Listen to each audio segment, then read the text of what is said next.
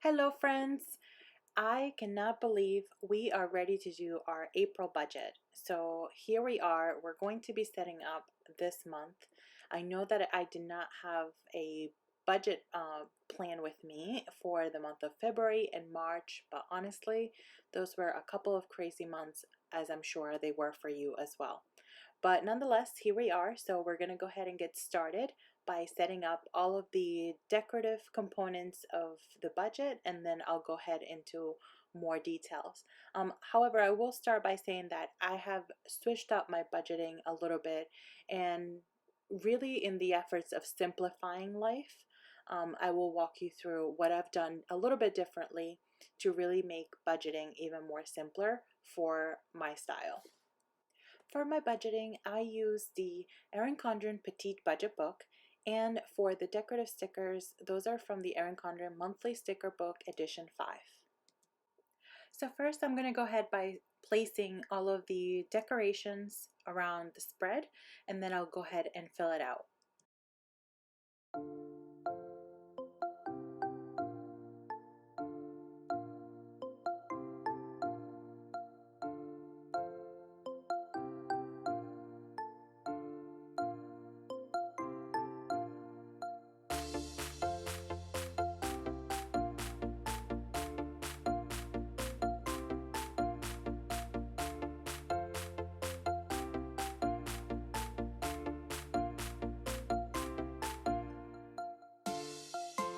My three main goals for this month includes canceling hotel and flight reservations that I had placed for the purpose of the Go Wild Planner Conference, which unfortunately, due to the health crisis, has been postponed. The great news is that it's not canceled, it's just postponed, so I'll be looking forward to doing that whenever that is rescheduled. And also to stick to the budget, as well as track the number of no spend days. Now, since I'm spending a lot of time at home because now I am working from home, I've noticed that this is probably going to be really easy. I found that I've been saving a lot of money just by being home, so that's definitely one of the plus sides. And here I'm just listing all of my bills, and the two in the page flag are my sinking funds that are due this month. For the upcoming purchases side, this is where I track anything that is an expense for us that's typically not the same every month. So things like birthday gifts or any special occasions, that sort of thing. I've also been loving this Erin Condren lettering stencil. At first I was not given this a chance, but I am so glad that I decided to try it, and I absolutely love it. Now, you do have to kind of put the letters together by just closing in all the little loops, as I demonstrate here for the example, the F and the G. But once you are coloring it in, it looks awesome, especially if you don't feel that you're too great at lettering. I think this is a great tool, at least to get you started. So here I'm just listing everything that it's upcoming in May, but I like to do in April.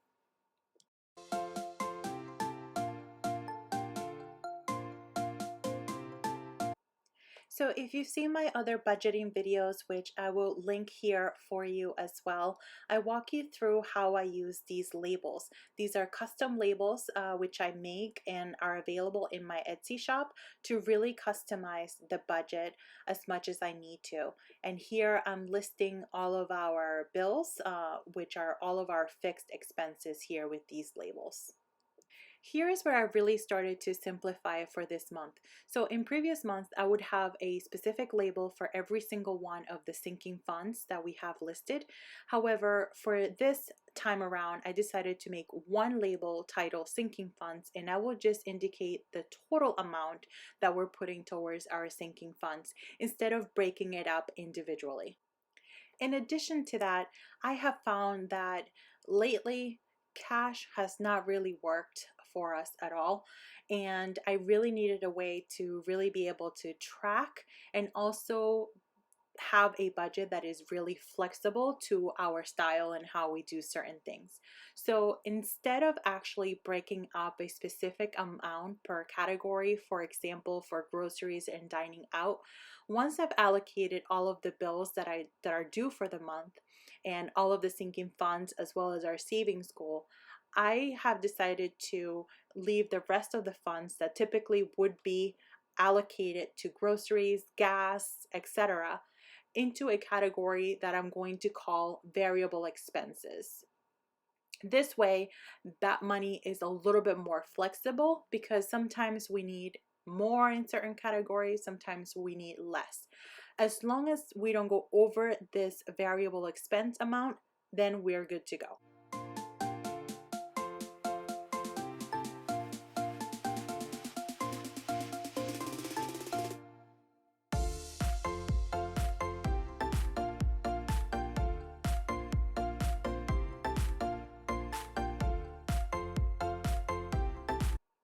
For the next few pages, I have customized a couple of different headers, one for sinking funds and the other ones to track the budgeted amounts versus what was actually spent. And I'll show you how I use these. For the first two sheets of the spending summary, I place a sinking fund header so that I'm able to track individually how much I am allocating to every single sinking fund category. I also track how much I am putting towards savings, which I consider it to be a separate sinking fund. So these are general savings for any unexpected expenses that we have not planned for, such as medical or car repairs, etc. It's just one main bucket.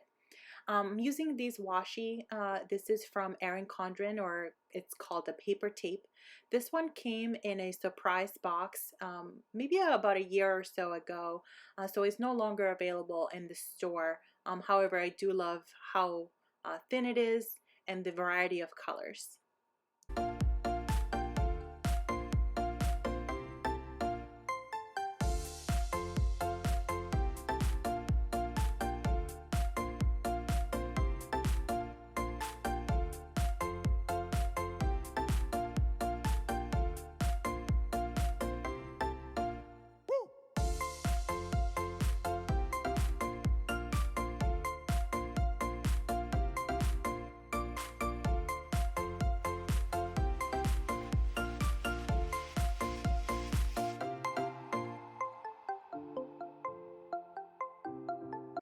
Once I have all of my sinking funds identified for this pay period, I'm now going to put in what is the total.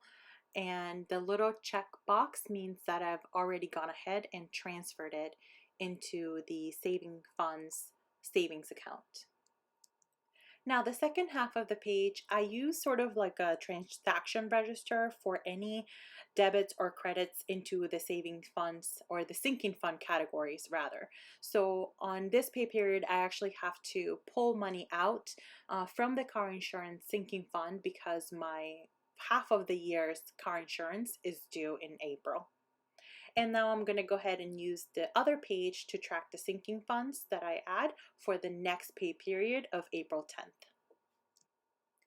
Now for the next page, I use it as a budget recap. So at the end of the month, I like to see how much I budgeted versus how much I actually ended up spending. And I dedicate one of these pages to each pay period. So I am sort of budgeting each paycheck in each page, since typically I get paid twice per month.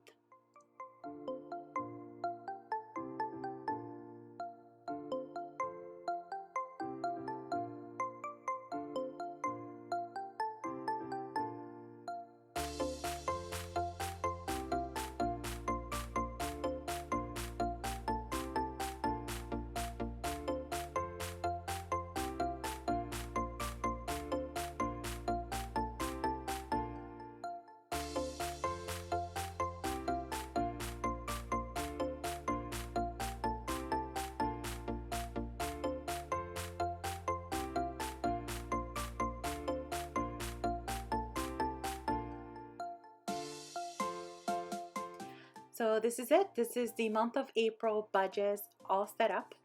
Let me know if you have any questions or comments down below. And as always, don't forget to give this video a thumbs up if you enjoyed it, and also don't forget to subscribe. Thank you so much for watching, and I'll see you next time.